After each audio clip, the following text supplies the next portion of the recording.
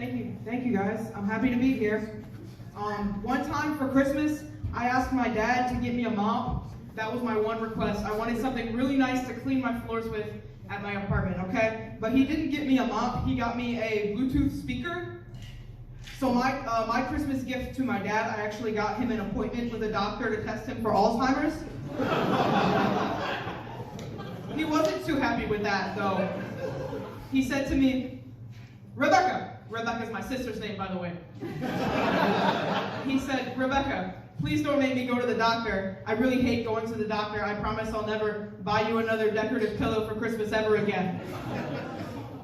I really hate when people use the phrase, like, it's a free country. Like, oh, it's a free country. I do what I want. I say what I want. That phrase is only ever really said by assholes who are about to say some, like, really offensive shit, and they just want to cover it up. Oh, it's a free country. I do what I want. I say what I want. I've never heard anybody say it's a free country and then follow that up with something nice.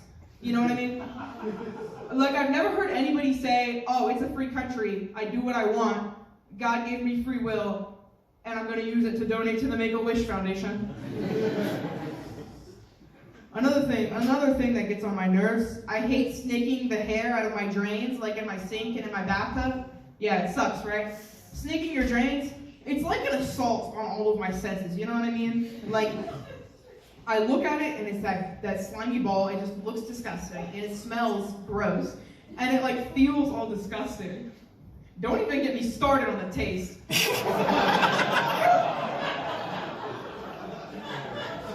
And then once I hear it talking, then I know I've gone crazy, right?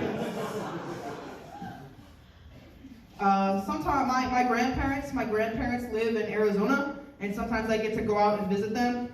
So one time I was visiting my grandmom and my granddad, and I was doing my laundry at their house, and my grandmom, she made fun of me because we had the same underwear, the same white Fruit of the Loom cotton briefs, and she made fun of me. She was like, Emma's my sister's name, by the way.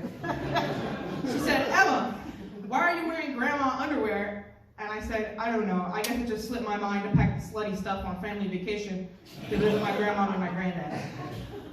Women's underwear, that's one of the biggest scams, you know what I mean? It's a scam because it like pressures us as women to like look and feel sexy inside and out at all times, when most of the time nobody's gonna even see what you're wearing, you know what I mean? I'm convinced that like there's no woman in here that wears that kind of sexy underwear all the time. Now, I did do that joke at another show once, and this one lady came up to me after, and she said, actually, I do wear sexy underwear all the time, because if I die, I want my ghost to look hot. The pressure is there even after we die. That sucks. But that's kind of smart that she does that, though, because she's going to be up in heaven like, wait till Patrick Swayze gets a load of me. You know what I mean?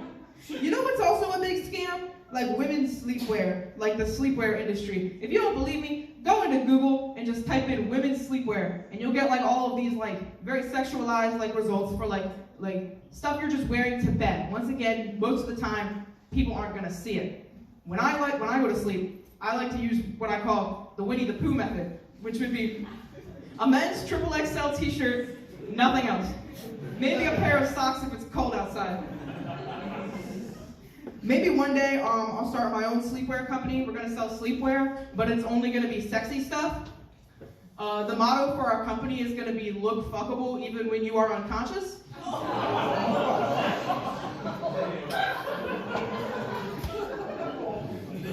Me and Bill Cosby actually collaborated on this together. The last thing I remember is actually coming up with the punchline for it. Oh, shut the fuck up. It's a free country, I say what I want. Ain't it true? A lot of times men will try to talk to me in public. Ladies, I'm sure you can relate. Like the other day I was on the circulator and this stranger kept trying to get my attention. He was like, ma'am, miss. Ladies, you guys ever realize that the higher the term of respect that they use, the more bullshit you're about to get hit with? So he's like, ma'am, miss. It's never like, miss, I think your shoe's untied. It's more like, miss, can I please snort crack out of your belly button, please? So this guy on the circulator was trying to get my attention. He was like, ma'am, miss, are you a lesbian? Because you don't have to be.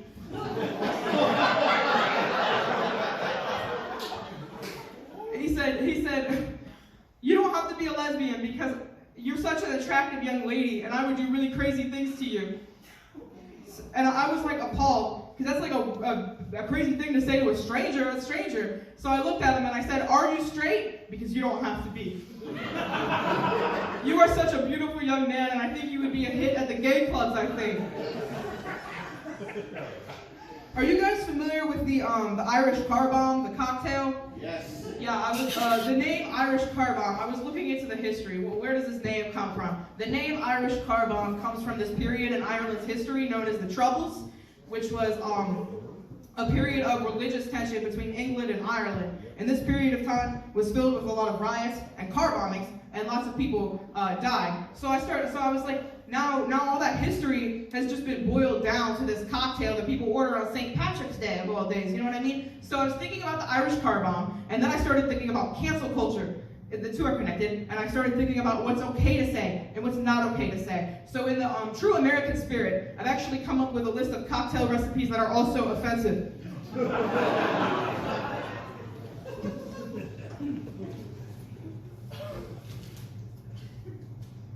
The 9/11 Old Fashioned. That's like a regular Old Fashioned, except it's served in one of those tall glasses.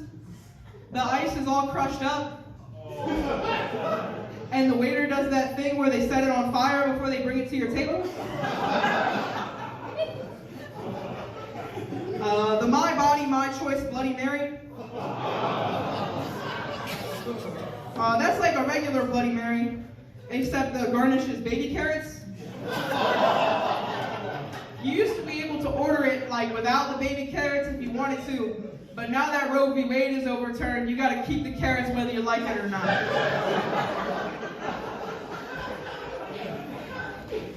The coronavirus iced tea. That's like a regular Long Island, except you can't taste any of the ingredients in it. The Bill Cosby cocktail flight. That's like where you get a flight of identical cocktails, and they're all the same, except for one of them is like, you know. Like I said, it's a free country, I say what I want, you know. Society is obsessed with sex. You guys ever think about that? Like, sex is everywhere. Sex is in the movies we see, and the television we watch, and the music that we listen to. Like, one time I was on the bus, and this other guy was on the bus with me, and he kept singing along really, really loudly to this music he was playing out of his speaker. You know, like all of the really great undiscovered music artists are doing nowadays. And there's this one lyric he kept repeating over and over again. The lyric was, I will make you feel like a virgin again. I'll make you feel like a virgin again. And while I was listening to him sing this song, he really did make me feel like a virgin again. Because I was scared. And I was really, really confused. That's my last joke of the night. Thank you guys for your time. You guys have been wonderful.